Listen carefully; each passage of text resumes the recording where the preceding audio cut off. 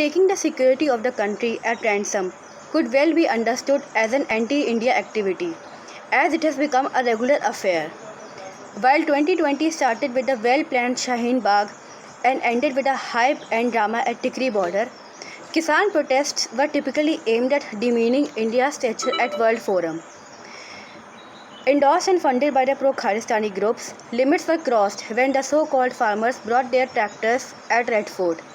How can politics be placed above religion and religion be placed above the nation?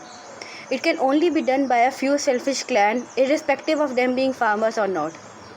If they are so troubled by the farm laws, then why not they are able to muster support India-wide? Why the farm laws are being discussed at the British Parliament? How does it cause a worry in the minds of Canadian Prime Minister Trudeau?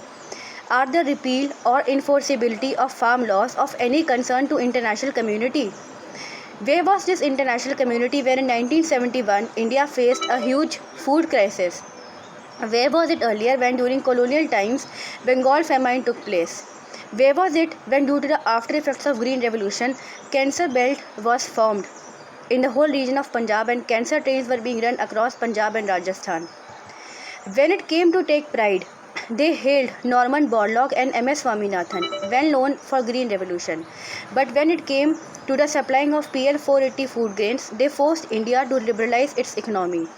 This did not go down well with the leftists at that time. They protested on streets. Any transition from the erstwhile socialist perspective of economy to a more liberalized one never was digested by the leftist, whether it's good or bad for the masses or farmers in this specific case.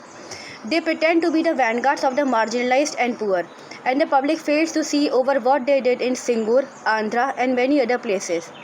They often turned violent, be it Naxalis in West Bengal, when they often destroyed railway tracks so that trains get derailed. Whether it is opposing the establishment of nano plant, the leftists have made them do anything and everything which is anti-development in the garb of being called so-called socialists. Protesters at Tikri don't want to get into the good or bad of the farm laws. All they want is to be anti-establishment in whatever they can.